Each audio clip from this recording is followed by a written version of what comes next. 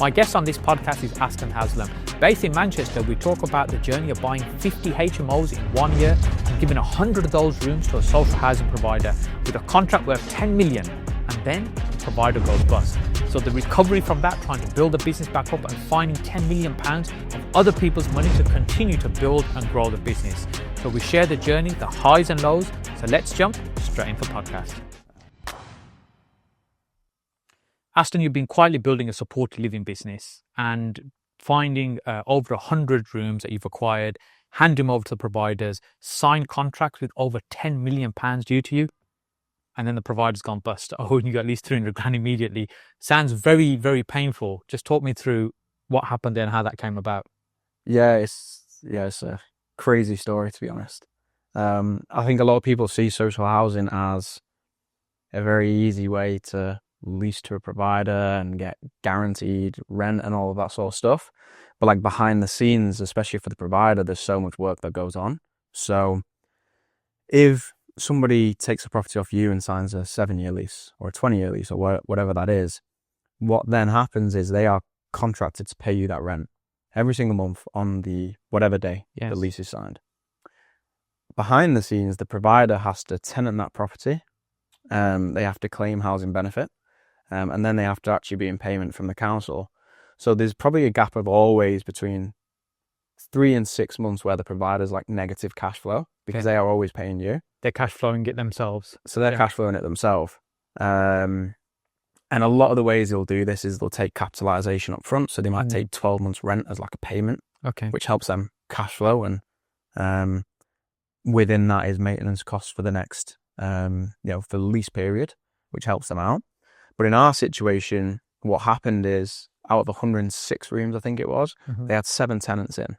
Wow. So they were paying us for 106 rooms, but they were only in payment for 7 tenants. Wow. So that's nine empty rooms, and you're getting paid for those, and they effectively losing money on them, essentially. So they had negative cash flow, and they are basically just surviving through the 12-month rent upfront payment. Yes. But these guys were doing this over 4,000 units. So I don't know what the number is of how much, rent they were claiming and what percent of the portfolio was for. Yeah. But then they were struggling with our stock. So over another 3,900 units, they're going to be in deep trouble. Yeah. And then it got to the point where they stopped paying some of the big funds. So some of the big funds weren't receiving payment. Okay. These funds have got thousands of units with them. Straight away, a fund is not going to be happy. Yeah. Issue a stat demand and say you pay or we're just going to wind you up. Yes. And that's exactly what happened. Right. So then they stopped paying us. Okay. And they stopped paying everybody at that point because they just don't have any money. Yeah. So when the biggest clients have got unhappy, effectively put a stop to the business, everyone then clearly suffers at that point. Yeah. So for us, we'd paid about 300,000 cash in capitalization fees. Okay. And you can pay that 300,000. I know people that have paid £1 million capitalization, right? And the day later they've gone bust. Wow. So if somebody's not familiar with that, just explain how that works, because somebody might be watching, listening to this right now and not quite follow what you're saying. Yeah. So in terms of like the capitalization, this is a payment where it used to happen a lot when the model was to buy, lease, and sell the stock to a big fund. It happens a little bit less now, but a provider would typically ask for 12 months rent up front, or sometimes even 2 years rent up front, which the landlord or the developer would then have to pay. But the issue is, a lot of the time, because we know they're not in payment, that capitalization that you've been giving them is just helping them cash flow the business. To fund the business. So in our side, let's say we paid them £300,000 in capitalization, they are basically paying us rent out of our own capitalization that we've paid them, because then they're not getting paid from the council. Yes. So for us, it was about £300,000 that we handed across to sign the lease. And then they go bust, so you lose that money straight away. Wow. But up to that point, there wasn't many providers going bust. It's not a common thing. It's quite unusual for providers to go bust. Yeah, at that time, it wasn't common for them to go bust. But a lot of them caught the perfect wave of the big funds, the new funds coming into the market and wanting to buy a lot. Yeah. So a lot of people were just spinning up CICs. So these aren't regulated providers. They're not housing associations. So people could just spin up a CIC, so literally a limited company, Mm-hmm. and start claiming a housing benefit from the council. And a lot of people did this, and people will say, well, you should have done better due diligence. But the provider that we were with was probably the top 3 biggest homeless CRC in the country. Wow. So like the DD that we'd done was really good. Yeah. Actually turns out that they had actually sent us management accounts that were just completely like fraudulent as well. Really? Yeah. Wow. Gosh. So it's crazy. So it's quite a large scale what was going on. Yeah, it's massive. This has happened over, I think it's like 700, maybe a bit more, over 700 million pounds worth of property. Wow. So for us, we're very small fish. Yes. Like ours was like Drop in the £4 ocean. million worth of property. It's nothing. But for us, it's a massive thing. It's like, Of I think course. we were 24, 25 at the time. Yeah. Have like 10 staff. Yeah. And our cash flow went from, we were making 35k a month, just in the cash flow. And then it went to 0, literally overnight. So how do you then start to recover from that situation? Because what happens, the provider goes bust. I guess there's a little bit of a time before you realize this is what's happening. You're not getting payments to the time you can go and get the property back as well, because it's probably just not a case of walking in tomorrow and taking over. There's a little process. And then how did you do that and start recovering from that then? Yeah, so at the time, you then start reaching out to every provider under the sun, asking like, can you lease the properties because we needed cash to pay staff. And you won't be the only ones doing it. Other people will be doing the same thing as well. Yeah. And so we spoke to God knows how many other providers, but a typical theme occurred as they kind of knew that we needed them. Right. So then it was like, okay, we spoke to one provider and they said, yeah, we'll lease them all off you tomorrow. We'll sign a 25-year lease, but we want £500,000. Right. So then they knew they had us in a position where we kind of needed it. We sat back and was like, whoa, this model is just not as sustainable as we thought. Yes. It turns out that provider that asked us that is actually now gone bust as well. Wow. So what we figured out was, is there a more sustainable way? So can we go direct to the council and cut that middle party out completely, where we can manage the whole process? Because then at least we know we're doing it in the correct way. Yeah. So now we work pretty much directly with the council, with a management company in the middle, and we don't have a lease, which some people might say is a bit risky, but sometimes I think actually having a lease is a little bit risky. Yeah, because it's your own business effectively. When you're leasing it, what you're doing, you're giving it to a third party. They're still going to have to operate the business, make some money, and then be able to pay you in that lease. And they're probably absorbing all the risk and the costs in that. And so you're earning a lower payment. This way, you're running it yourself, so you're in control. So the lease isn't so much of an issue. Exactly, yeah. And like a lot of people sugarcoat like these providers, if they're not regulated, which most aren't, they are just a limited company. They can have cash flow problems. Yes. They can have all the issues that any company. They might not be in payment. It's like people who run a building company and the invoice doesn't get paid, then they struggle with cash flow. They are just a limited company. So for us, we just took it on ourselves. We had to get rid of a lot of staff at that point, which was hard because some of them was our best friends. Because when you're young in your journey, you can't really employ anybody. Yeah, literally. So now we have a really good team. We have a tenant based off referrals from the council or charities. Yeah. The team will then go and help the tenant help them fill out forms and understand where they are and what support they need. We'll then go directly to the council to claim the housing benefit. Right. And then we get in payment at that point. Okay. And you operate just kind of around South Manchester or all of Manchester? Or? Yeah, so the HMOs that we've got are all based in Lancashire.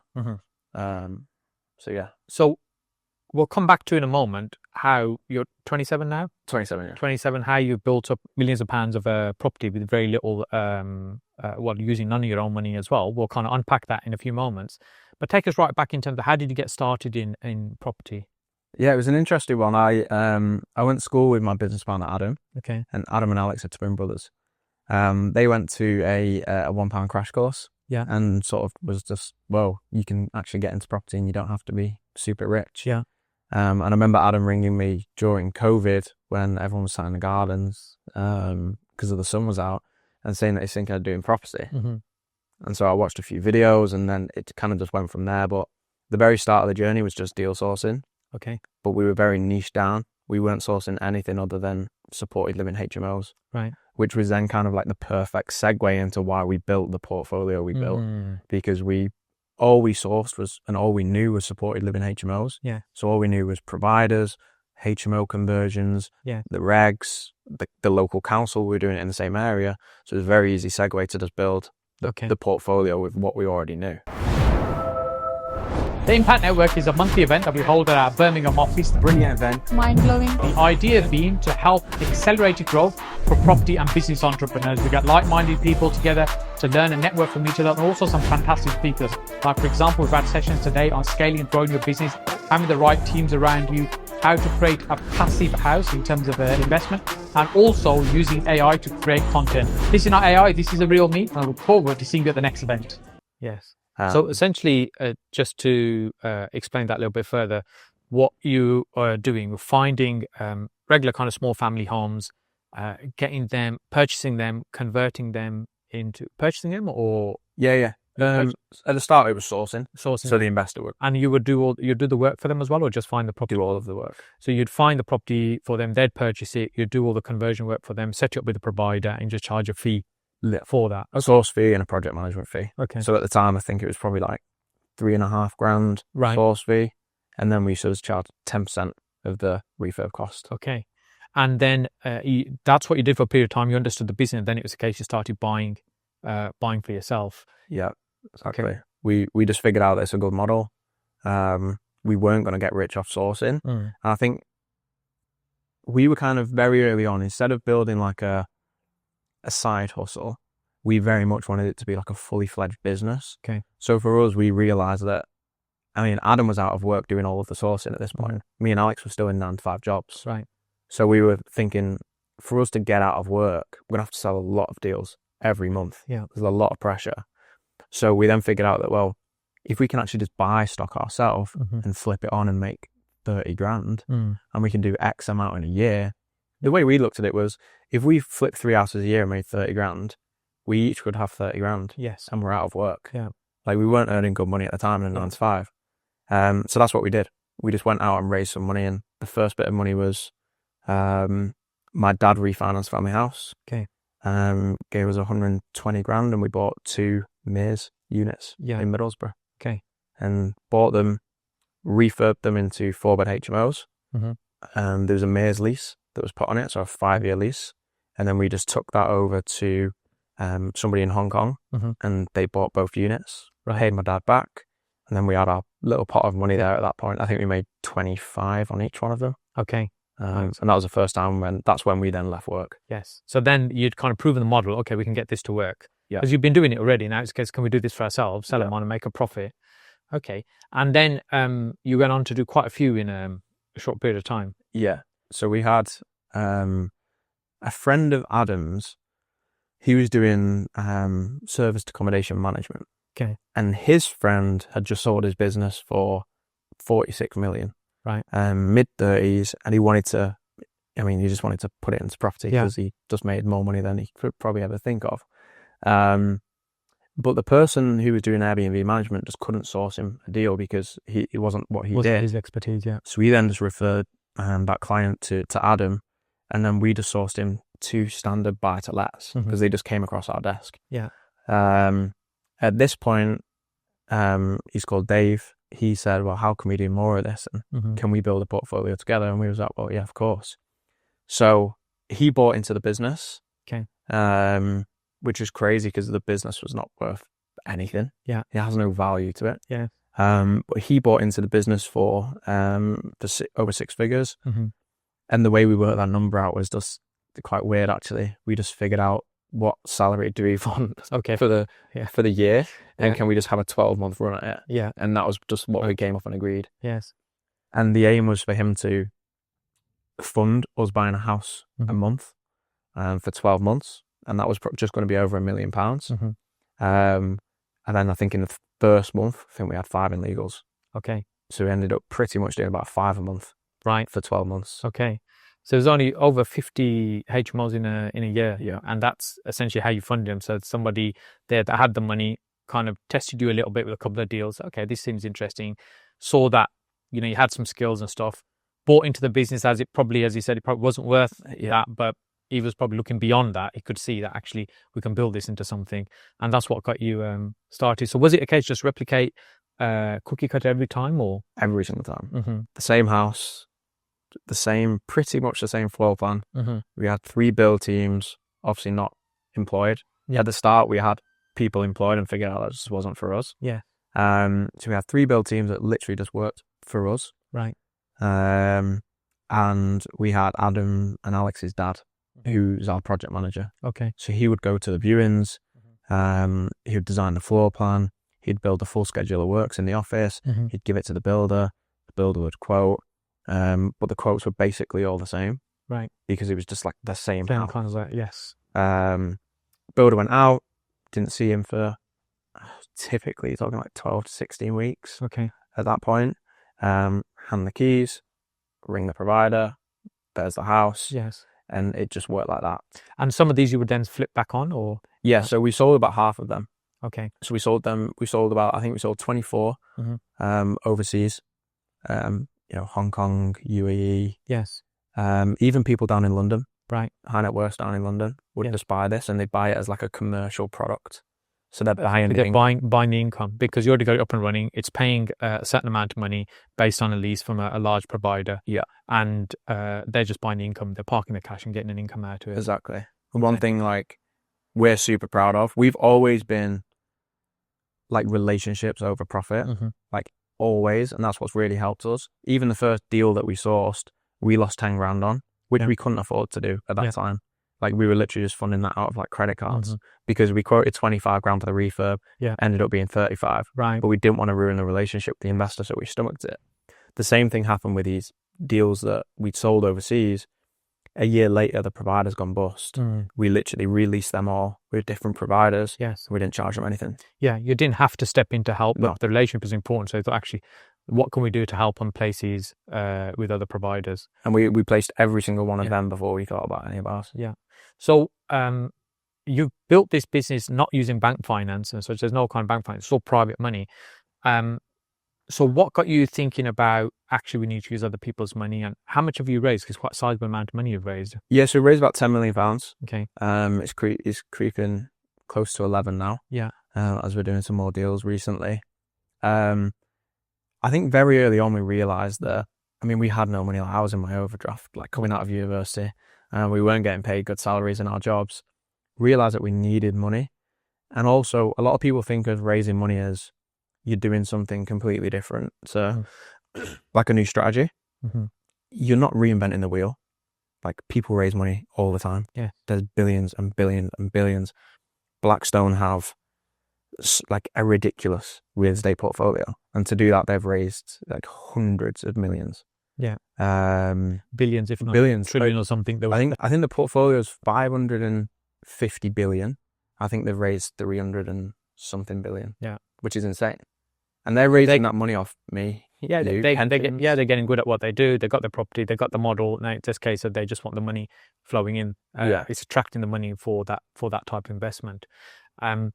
So talk me through the first time you were having a conversation with somebody about raising money, and we'll compare that to, say, a more recent one. How was that experience? How did you find that? The first time was just an absolute train wreck. Yeah. Which is what we say to everyone, like your first investor call is not going to be, probably not going to know what I want to show is everyone starts at the beginning and you work it out. Yeah. One thing that we did was just, we were always very honest. Even with like the first person that we sold a deal to, we said, we've never done this before. We said, like, you are our first person. Yes. And weirdly enough, you actually get people that want to be on that journey with you. Yeah. And they kind of take you under their wing and even teach you in a weird way. So the first time we did it was obviously with my dad, full loan agreements, everything was proper. And then the next time was with Dave. That was about a 9-month process to actually get the deal over the line into the company. He has a lot of wealth. He doesn't want to just... And probably day one, you didn't know how much money he had, I'm guessing. Exactly. Yeah. Yeah. And so, that was the second time. And then after that, it's always been... It's just something that's come fairly natural and easy to us. Just putting yourself in situations where people with wealth are going to be, where you can meet high net worth individuals. Obviously, understand it, having the knowledge to actually have a conversation. The first question someone's going to ask you is, how am I going to make sure that you're not going to run off with the money? Or, if the project goes wrong, how am I going to get paid back? Yeah. You need the answers to these questions. And for us, we always front that straight away. Like, you're probably going to ask, how are you going to get the money back? Yeah. And this is how we sort of protect your investment. And obviously there's risk with anything. And you have to make them aware of the risk as well. But it's been a fairly natural thing for us. And it's always been getting into proximity with the right people. Yes. LinkedIn's been huge as well. And so more recently, how you find the experiences now when you're speaking to people about raising money? I guess your confidence is kind of much higher than it was. And when you've got a good track record, yes, it's a lot easier. It's a lot easier. Same with anything, like the first time you do it's going to be the hardest. But then raising finance, and I'm sure you probably find it, is probably like the easiest part of property. And the deal's like really hard sometimes. So yeah, it just comes naturally. And I think social media is a big thing as well.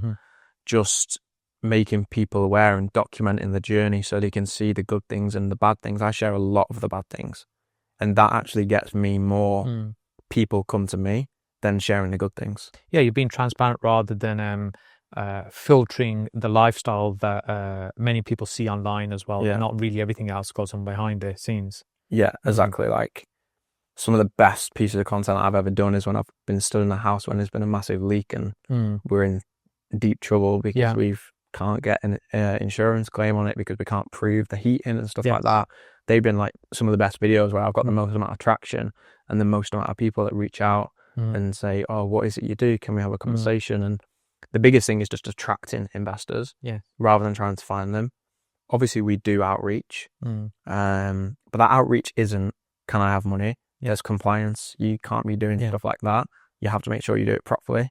But the best way is just attracting people towards you and your brand and your vision and your story, I guess. Yes.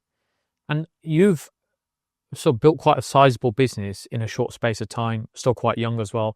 And we were talking earlier off camera about having that discipline and structure in order to do that, and the importance of cash flow. How have you learned the importance of cash flow, and why is the structure a key part of what you do? Yeah, cash flow is the biggest thing in any business, and it gets overlooked all the time.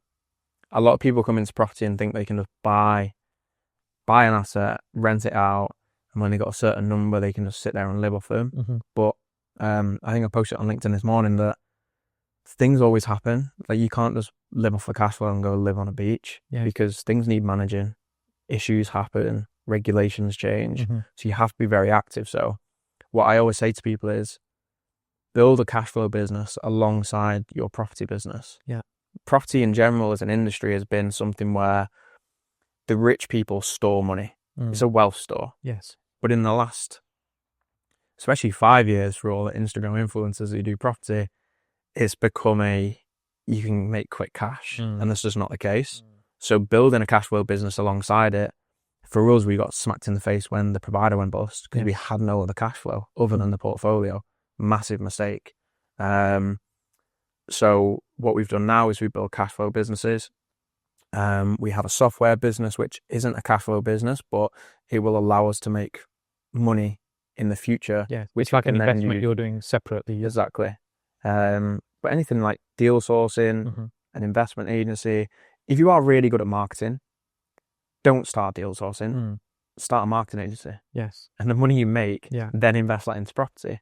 If you're great at videography, don't start deal sourcing. Just make a load of money doing videography and then put it into property. Work to your strengths. People overcomplicate it. People think that they need to be the next big deal sourcer and sell 5 deals a month.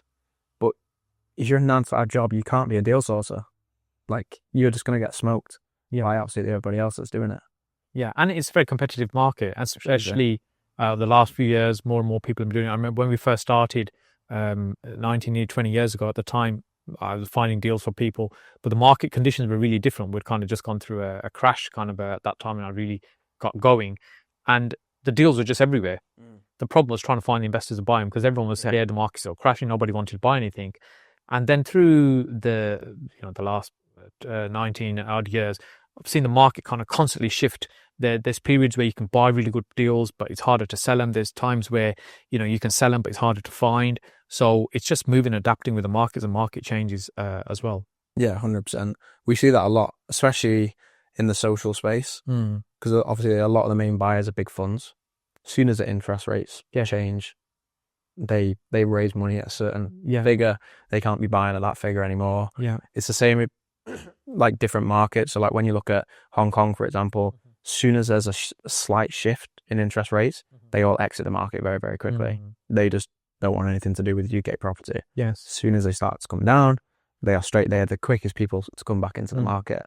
So yeah, you've just got to be prepared. And that's why doing a cash flow business outside of property is quite a smart thing to do. Yeah. Because you're working in different industries, but like all of our cash flow companies supplement the property industry. So like we're looking at a marketing agency at the minute, and that will be for property investors or property companies or whatever. Our property network, that is supplementing the property industry with more deal sources, more investors, more people buying deals. Our software company is supplementing the industry, and like you can create really good cash flow businesses. And property is such a great industry because there's so many clients, there's so many people wanting to get into property.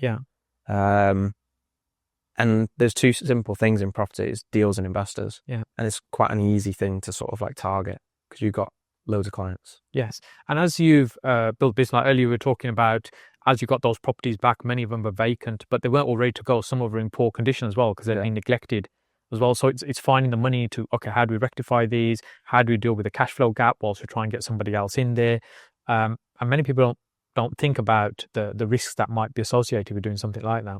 Yeah, I think especially if you lease a property out to a social housing provider, and it might be a really good provider on a 5 or 7 year lease, not many people have got to the end of that 7-year lease yet, because the industry is fairly new for investors. So like no one actually knows the answer of what happens when you get to the end of that lease. People assume that they're going to release it straight away. They might do. But most of the time, and I've seen what happens, I've been on that side of the fence where I've had a house given back to us when they've gone bust. They've had it for 6 months and it's costing us 20 grand to sort out. And it was a brand new HMO when they got it. I had an investor bring a house to us last year, which was given to a provider on a lease. It was a small provider. They weren't doing a great job. They stopped paying the rent, eventually got the property back. And then when he asked me to look at it, and he'd refurbed it when he gave it to them, it needed another refurb. And he had another rent as well. So I guess people need to do their due diligence, understand what they're getting into when they're doing something like this, and build some safety nets in as well. And it's asking the right questions. Like if you're working with a provider, you want to know like how many units they've got. The more units they've got, not necessarily the better, because it might be super unsustainable. So we always ask the question on like occupancy rates. Sometimes they're not going to tell you, but if they've got 1,000 units and they're at 50% occupancy, then they're only getting paid for 50% of the portfolio. You might look at that and then go, well, you should look at that and then go, it's not very sustainable. It's not a good sign. You can also look at like their account. So have a look at like the amount of money they get in capitalization, because then you can then start to figure out, is this business funded from the rent or is it funded from capitalization? If the capitalization's super high and the rent's super low, that's a red flag straight away. Because they're not getting, these companies should make money from the rent and the housing benefit and then passing it down to you. They shouldn't be necessarily making, they should be making some money from capitalization, but not all of it. So just, if you're working with a provider, asking the right questions, because it's an absolute Wild West industry at the moment. And that's why we sort of deviated into, more regulated stuff. Went into the Ofsted regulated industry. For like children's care homes and And so what was, I see a pattern here, and we've done very similar as well, in the sense that we have lots of different businesses, but they're all connected and support each other. They're all property related, for example, maintenance, management, construction, training, whatever it might be. They all support each other. And in the same way, it seems like you've kind of got these bolt-on businesses. They're all kind of connected somehow and related to each other. What was the step into children's care homes? It was somebody that we knew ran a children's care provider. And I think it was at the stage when that other provider went bust. And we were obviously speaking to loads of providers, and it turns out like the HMO model is just not right for the children's care industry. They need self-contained, self-contained blocks of apartments. And so we then thought, well, this is interesting. And just as we spoke to them, it was the 16 to 18-year-old leaving care that was just getting regulated by Ofsted. So we were like, well, this is great. Like, regulation's great when you're working with a provider. And then just got into talks with them. They identified areas where they needed stock. And then that was kind of our stepping stone into, well, they're not going to take a house. They're going to want a block of flats. So can we do our first commercial to resi conversion, which we did. It was literally an old printing shop. Right. I think we bought it for 75 grand, turned it into 3 self-contained flats. Right. And that was kind of the first stepping stone into that industry. But it's a really good industry. Like, the product you deliver, like, they massively care about what, how good it is, rightly so. Yeah. Which has saved us in the past for doing such a good job, but they actually care. But I could see a big difference between that industry and the CICs. They really cared about the demand a lot more. They cared about who the developer is, the areas a lot more, which is obviously a good thing if you're doing the right thing anyway. Yes. So yeah, that was pretty much a stepping stone into it. And there's other businesses you've done. There's other commercial projects that you've got going on. There's also some trading stuff you do as well. So there's a few different things that you've do that also related to property, but not quite the model that we were talking about. Yeah. We do a lot of property trading at the minute. We see that as a little bit of a cash flow business. Our portfolio, the rent comes in, we don't take any money from it, it goes down to paying debt. We've got other companies that cash flow, staff the portfolio, but also doing deals. So trading's a big one. And with trading, essentially what you're doing, you're buying, so you're completing a purchase and then selling back on immediately. You're not you're not doing any work, you're not adding any value. You're buying what I call very cheap and selling cheap. Yeah, so I was literally just going to say, you kind of buy at a double discount. Yeah.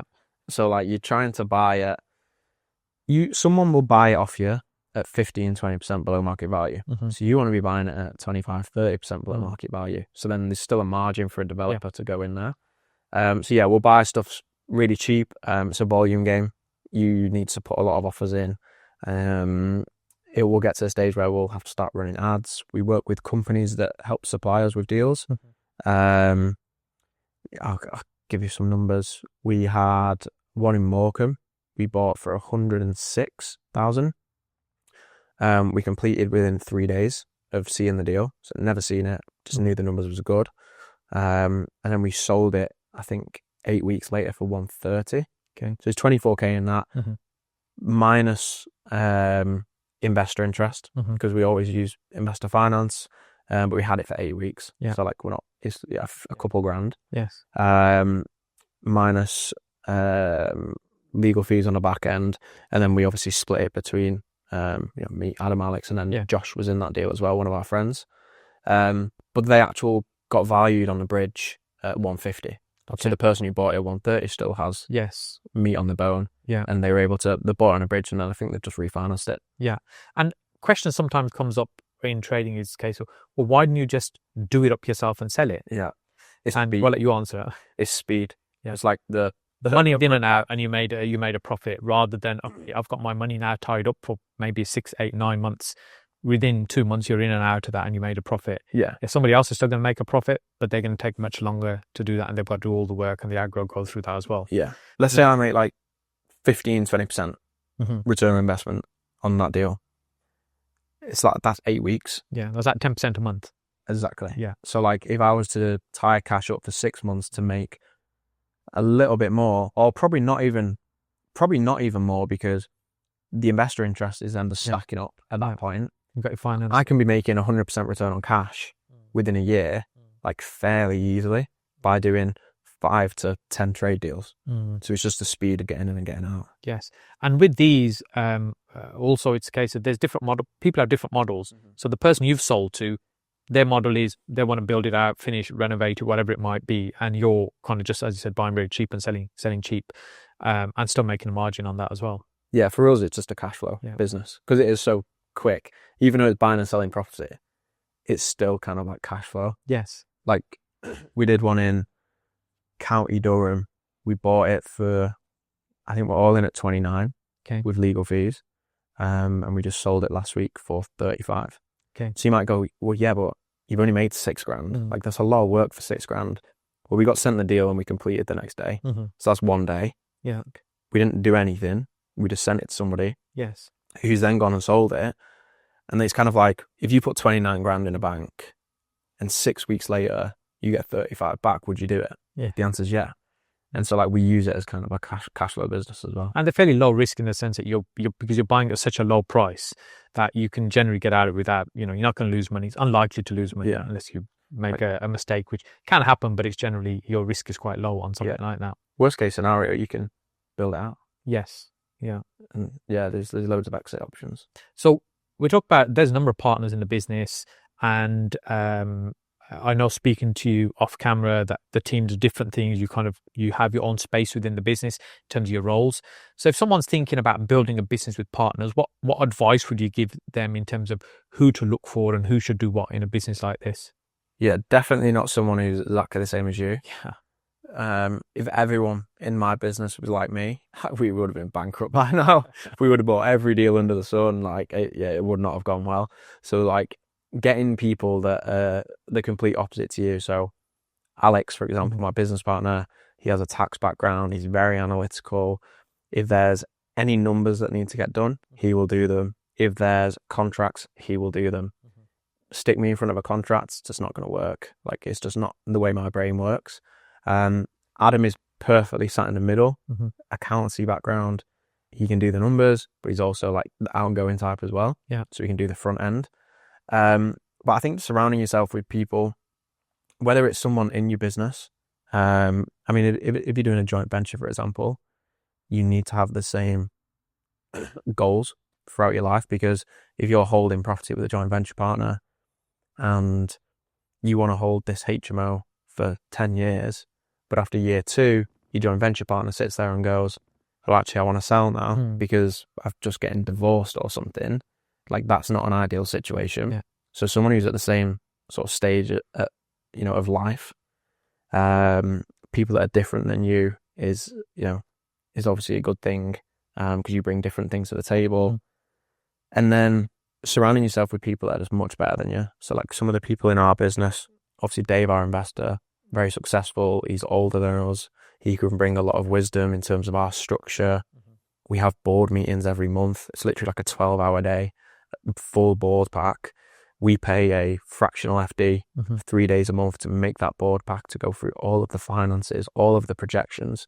So we run it as a proper business rather than a side hustle. Yeah. And I think that's important, because it feels weird doing a board meeting for your own company. But then when you actually look at the numbers, it turns out that this is so beneficial, because you can see in 5 months' time, you might run into a cash flow issue. And like, you can just sort of understand how the business works better. I think that is so important, to have the right makeup in the team and the right skill set. It's very easy, and I've found this out the hard way, to have people like ourselves that we want to work with. And I think is we see ourselves in other people, and that's what attracts us, because we see the same kind of things. We think we should do business together, because there's that connection, that synergy. But actually, that's a sign for you shouldn't do business, because you're too similar, as you just described. We really need to find people that fit into the opposite boxes to us as well. That will make, I think, a much better working team. 100%. Like, if everyone's running 100 miles an hour, like in the same direction, like, I just think that's just a recipe for disaster. Yeah. Like, you need people pulling you back. Yes, you need that balance. Yeah. So I'll get sent a deal from a deal sourcer, and they'll go, yeah, you make 30 grand profit. I'll go, that's great, we'll buy that. And Alex will do the numbers and go, well, no, it's a terrible deal. Because they've not accounted for X, Y, and Z. And I go, fair enough. I've just read the top line and just assume that people are doing what they say they do. Well, not everyone does. So yeah, you need people like that in the business. So what's next for you in the next few years? What's the plan, and what's the direction for the next 2-3 years for you? I think we'll be doing a lot of trading, building cash pot up, which will then invest in other businesses. Yes. Stabilize the portfolio further. That's doing really well at the minute. It's making us more money than it was under a lease. So just continue with that and probably add to that portfolio. And then obviously our property network, we are just building that. We love that. It's a bit of a passion project. Yeah. Like, we're just creating a community of people that are like us, which is pretty fun. And then we have a software company as well, which is a long-term play. So a lot of our money at the minute just goes into that. Yes. We just hired a CTO on that, which is great. And I think that's a long-term play that I think will hopefully, fingers crossed, get us to a stage of an exit in 3 to 5 years' time. And yeah, it's just working on passion projects like that, building the portfolio more, spreading the word of everything, all things to do with property, and yeah, helping other people. Aston, I really appreciate taking the time out to spend some time with me today, and to kind of talk through the business and unpack what you're doing, and sharing the highs and lows as well, because many people don't really share the challenges they face. So I appreciate that. No, thanks for having me on. If somebody wants to reach out to you and connect with you, what's the best way for them to do that? Just on Instagram, Aston H Property. Yeah, we'll put that on the screen and we'll link in the description as well. Once again, thank you so much. Appreciate it, mate. Thanks.